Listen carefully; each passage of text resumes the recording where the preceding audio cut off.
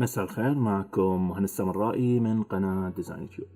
موضوعنا اليوم راح يكون على التصدير بالوقت الفعلي والحقيقي لعمل داخل برنامج أدوبي بريمير باستخدام كارت نيفيديا اللي هو نيفيديا RTX 2070 اللي هو 2070، حتى نشوف الوقت الفعلي والحقيقي في حالة انك تستخدم اصدارات أدوبي الأخيرة مع كرت شاشة بمواصفات عالية اللي هو فرضا يكون ال 2070 او 2080. احنا اليوم درسنا راح يكون على ال 2070 نيفيديا RTX 2070.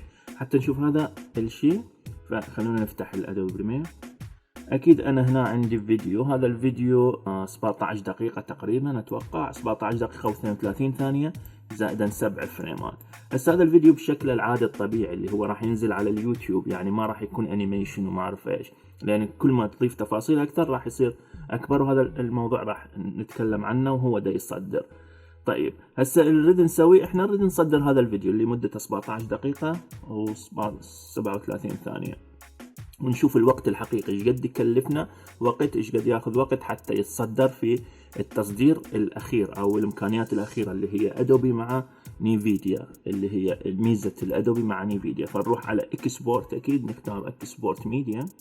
اوكي، هسه اللي تشوفوه بدون اي تعديلات، بدون تسريع، ما راح نسوي تسريع حتى، يعني راح نشوف فيديو كامل مثل لما انا اصدره من الالف للياء. اوكي، هسه مبدئيا احنا فتح التصدير داخل ادوبي بريمير، لكن الاحسن انت تصدر وين؟ على ادوبي ميديا انكودر. فاللي نسويه شنو؟ نختار الكيو هنا وراح ينقلنا هو على الادوبي ميديا انكودر. مثل ما تكلمنا كل شيء ما راح اتلاعب، يعني حتى ذاك اخطاء بالصوت، اخطاء بالحكي بالكلام راح يبقى نفسه. ليش؟ لان احنا نريد نشوف شيء حقيقي فعلي في حالة استخدامك لنيفيديا RTX 2070 او شيء اعلى او اقل، بس احنا بالتحديد على هذا الموضوع. طيب هسه هو ظهر عندي هنا، احنا مختارين H2064، يحتاج بس نختار المواصفات، ندخل على السيتنج او الاوبشن لان نغير بعض الاشياء. هسه دا تشوف هنا الفورمات مثل ما تكلمنا 2064. هنا عندك هاي بيت ريت لازم نسويها هاي حتى ناخذ الفيديو بكامل امكانياته. لو بس الشيء هنا اوكي، هسه حتى ناخذ يعني الدقه اللي موجوده بالفيديو تبقى نفسها، لان انت مسوي الماتش سورس. اوكي، هاي بيت ريت فهو راح ياخذها نفسها. اذا ننزل هنا بس ممكن نختار له مكان، خلينا نسوي هنا تيست اسمه.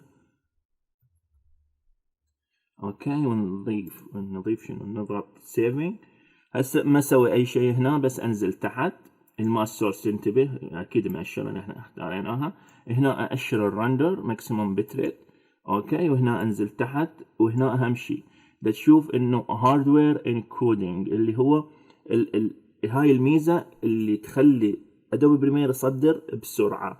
ليش؟ لان انت دا تستخدم اصدار اخير او اصدارات الحديثه مع تفعيل الجي بي يو اللي هو كرت الشاشه، فانت هذا اللي احنا دا نختاره. اذا غيرت هنا فالموضوع يختلف كليا. احنا دا نشتغل الفيديو كليا على مود نختار هاي الخاصيه. اوكي، انت بس تكون عارف، ممكن نشرح بيها وندخل بتفاصيلها بعدين. انزل تحت ما اسوي اي شيء، وان باس تبقيها نفسها ما تغير اي شيء، لان هي هاي الخاصيه تعتمد على انه يكون الفي بي ار وان باس. اوكي، هاي العشرة انت ممكن تقللها يقل حجم الفيديو، لان انت ممكن تنزل على اليوتيوب بس ما يفيدك 1000 يعني جيجا و357 ميجا بايت. اذا قللتها هاي 3 فيقل الحجم. انا ما راح اقلل اي شيء، راح ابقيها هاي بتريت اللي هي العشرة اللي منطنياها بالماتش اللي اخترعناها، الماتش السورس ماتش بتريت. هنا راح اشر اليوز ماكسيمم رندر كواليتي حتى يكون الكواليتي نفسه. ما اسوي اي شيء، مجرد اضغط اوكي. حتى وين يودينا؟ حتى يودينا على صفحة الادوبي ميديا انكودر. هسه هنا احنا اختارينا كل شيء. اهم شيء تنتبه هنا انت تكون مختار اللي هو الجي بي يو، الكودا هذا دا تشوفه الكودا. اذا تضغط هنا راح يظهر عندك مثلا سوفت وير اونلي، لكن احنا سوفت وير يعني البروسيسور، لكن احنا نختار الكودا لان احنا دا نصدر باستخدام الجي بي يو اللي هو كرت الشاشه اللي هو كل الشرح، حتى نشوف كرت الشاشه امكانياته بحاله انك عندك فيديو 17 دقيقه. مجرد اضغط على بوتن هاي اللي هي انه ابدا. هسه راح يسوي مسحه، راح يفهم الفيديو، راح يفهم الفريمات، راح يفهم التفاصيل اللي موجوده بالفيديو. بعدها دا تشوف العداد هنا زيرو دا يبين. يعني ساعات دقائق يمكن، او دقائق ساعات دقائق ثواني، فبعدين راح يبين بيها التايمر. التايمر هذا هو اللي من ينتهي يقول لك 7 دقائق، 5 دقائق، دقيقتين، يعني هو احتاج دقيقتين او 10 دقائق حتى يكمل هذا الفيديو. فهنا عندك السرعة، سرعة يعني السرعة بفهم الفريمات، اوكي. وهنا عندك شنو؟ هنا عندك التايمينج اللي راح ينتهي به هذا، راح يكون هو الوقت الفعلي للتصدير هذا الفيديو اللي احنا استخدمناه حتى ننزله على اليوتيوب. ماتش السورس هاي بيتريت، ماتش هاي بيتريت، انه اعلى كواليتي، وكل التفاصيل اللي شفناها واختاريناها هي نفسها. اللي راح يصير هسه راح ينتهي التصدير ويظهر عندنا انه الوقت الفعلي للتصدير. هسه حتى نستغل الفرصة وهو دا يصدر، لان احنا ما راح نسوي شيء، احنا دا نسوي هذا الفيديو بشروط معينة. يعني انت اول شيء الكرت الشاشة مالتك يكون مقبول من ادوبي، اللي هو اكو لستة انا منزلها في فيديو سابق، انه يقول لك هي مثلا نيفيديا يقبل الكروت 1080 فما فوق، مثلا هي اقل من 1080 اذا كان عندك 1600 وما اعرف ايش قد، وهاي التفاصيل 1650 مثلا نيفيديا الار تي اكس والجي والكروت الثانيه، يعني هو محدد لك نوعيه كروت. هسه احنا بدنا نستخدم ال 2070 وحاليا نزل ال 3070 3080 و 3090. وممكن ما اعرف ايش، ممكن السرعه مالته اكيد راح تكون افضل او نفس الشيء ما اعرف، لكن هي ال 2070 2080 بصراحه فبها امكانيات اعلى. حتى سعر ال 2080 اغلى من السعر ال 3070، ما اعرف ليش، لان يعني نيفيديا سوت شيء معين بهاي الفتره. المهم هسه هذا الوقت هسه حاليا دقيقتين احنا ماشيين و12 ثانيه. انا كنت اتصور يطول اكثر بصراحه حتى نحكي اكثر، لكن ما اعتقد راح نطول اكثر. المهم هسه السؤال المهم دائما ينسأل، ليش انا يتأخر عند التصدير؟ يتأخر عندك التصدير لعدة اسباب. اول شيء الجرافيك كارد مالتك ما مدعوم، ثاني شيء ممكن يكون قديم، ثالث شيء انت تستخدم سيبيو ما تستخدم جيبيو، رابعا او ثالثا يكون عندك الاصدارات اللي تستخدمها اصدار قديم، لان انت 2018 فما فوق يدعم هاي الخاصية، اقل من 2018 ما راح تلاقي هاي الخاصية اللي احنا سويناها بهذا الفيديو. مرات انت ايضا يتأخر لان انت جايب بروجكت خارجي، فيحتاج هو يفهم تفاصيل اكثر، يحتاج وقت اكبر، مو مثل لما انت تشتغل فيديو داخل ادوبي بريمير او داخل افتر افكت وانت تصنع بنفسك، فانت اوريدي تكون مفهومه. هسه كمل هو ب3 دقائق و6 ثواني، اوكي. هسه هذا الفيديو 17 دقيقة و32 ثانية، كمل ب3 دقائق وما ادري ايش قد 6 ثواني مثل ما قلنا. طيب فهذا الوقت الفعلي والحقيقي لتصدير فيديو 17 دقيقة بهاي الامكانيات.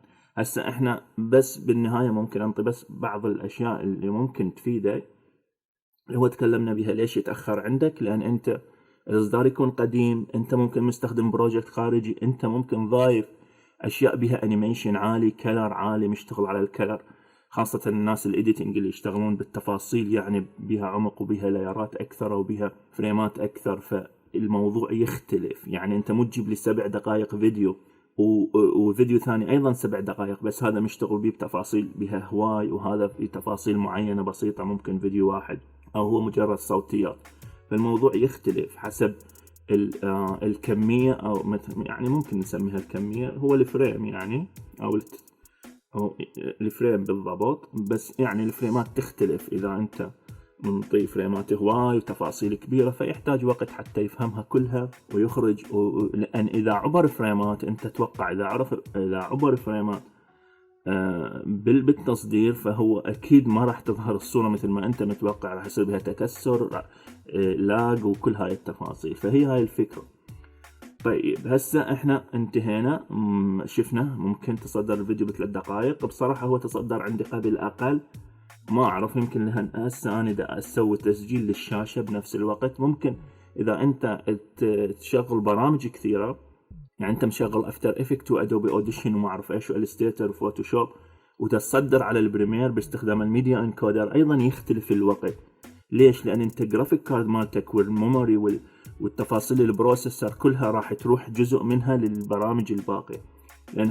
لهذا انت تشوف دائما اي برنامج تدخل عليه بالبريفرنسز مالته راح يقول لك انه انت راح تستخدم من الجي بي يو من الميموري مالتك 5 في حالة يشتغل هذا، يعني نشتغل داخل هذا مثلا 5 أو 6 جيجا حسب يعني الميموري اللي عندك. فهو يقول لك دائما تفاصيل انه هذا البرنامج راح يستخدم هالقد جيجا في حالة انه ينطي 5 جيجا للباقي البرامج، ينطي 6 جيجا لباقي البرامج، وهو يشتغل بالجيجات الباقية بالنسبة للميموري. ايضا انا راح اخلي مواصفات الجهاز اللي استخدمته في هذا التصدير، اوكي، حتى بس تعرف انت مواصفات هذا الجهاز انطت هاي الامكانية. ممكن اذا قلت المواصفات او زادت المواصفات انت تحصل سرعة اكثر او سرعة اقل حسب الجهاز اللي راح تستخدمه. هذا بالنسبة لموضوع اليوم. حبيت بس ابين لك الوقت الحقيقي والفعلي باستخدام كرت الشاشة نيفيديا RTX 2070 داخل مع في حالة استخدامك ادوبي بريمير لتصدير فيديو مدته 17 دقيقة بشكل عادي. راح يكون هذا الفيديو على اليوتيوب بكواليتي عالي وبدون اي مشاكل. والفيديو اللي شفته سابق او اللي نزلته قبل هذا الفيديو هو بالضبط هذا الكواليتي وكل التفاصيل، يعني هو نفس التصدير انا سويته. هذا بالنسبة لموضوع اليوم، كان حتى بس ممكن نطرح فكرة او نطرح شيء حقيقي وموضوع حقيقي حتى نشوف السرعة في حالة التصدير باستخدام الجي بي يو. هذا كل شيء بالنسبة لموضوع اليوم. بالنهاية أتمنى لكم كل الخير. كان معكم مهند السمرائي من قناة ديزاين تيوب. مع السلامة.